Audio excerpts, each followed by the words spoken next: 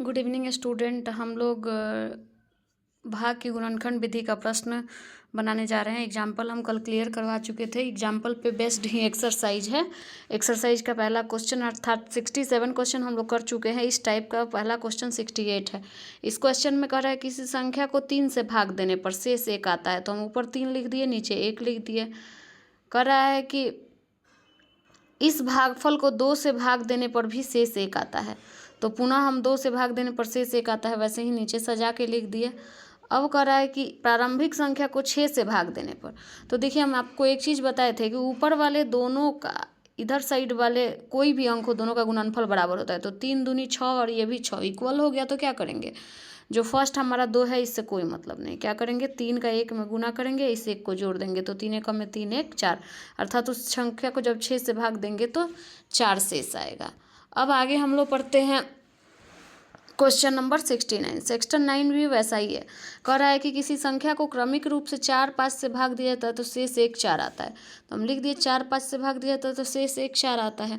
कह रहा है जब इसे क्रमिक रूप से 5 4 से भाग दिया जाए तो शेष क्या होगा।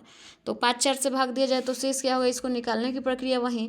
यहाँ देखिए, ये 4 5 20 हो जाएगा, ये भी 5 चौके 20 हो जाएगा। तो दोनों का ऊपर का गुणनफल इक्वल हो गया। तो पहला 5 काट दिए और इस फर्स्ट का इसमें गुना करके इसमें ऐड कर देंगे। तो क्या होगा, 4 चौका 16 1 17। तो संख्या हमको 17 मिल गई। अब हमको, क्योंकि ये 5 4 अलग अलग दिया है, अगर गुना करके 20 लिखा रहता तो हम पूर्ण शेष निकालते, वही आंसर हो जाता जो यहाँ आता। लेकिन अलग अलग दिया है तो हम भाग देंगे। तो जो 17 यहाँ मिला है, इस 17 में पहले इस 5 से भाग देंगे। तो 17 में 5 से भाग दिए तो 5 3 15, 2 बच गया शेष। तो 5 के नीचे 2 लिख दिए।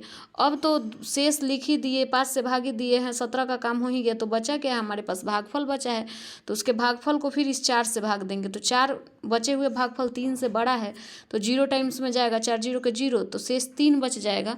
तो हम यहाँ 3 रख देंगे। अब प्रूफ करते हैं कि इधर 17 आया है तो इधर 17 आ रहा है कि नहीं। तो देखिए, इसका पहला अंक काट दीजिए।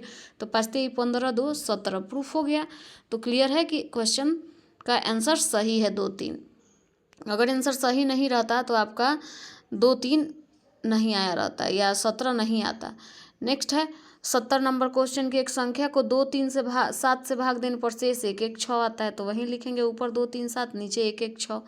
उसी संख्या को 42 से भाग दिया जाए तो शेष क्या होगा। तो देखिए, द्वितीय 6 6 7 42 और ये 42 बराबर हो गया। अब गुना कर दिया है, इसका मतलब कि पूर्ण शेष पूछ रहा है, सिंगल यहाँ दिया है। तो पूर्ण शेष निकालने का मतलब है कि इधर से जो शेष फाइंड कर देंगे वही आंसर हो जाएगा। तो ऊपर का गुणनफल बराबर हो गया इसके। तो क्या करेंगे, पहले अंक को काट देंगे। अब क्या करेंगे, 3 का 6 से गुना किए, 3 6 18 और ये 1 जोड़ दिए। तो 3 6 18 1 19। अब इसी 19 को यहाँ रखे तो 19 को 2 से गुना करके 1 जोड़ दिए। तो 2 गुना 19 1 38 1 39। तो पूर्ण शेष क्या हो जाएगा आपका, 39 हो जाएगा।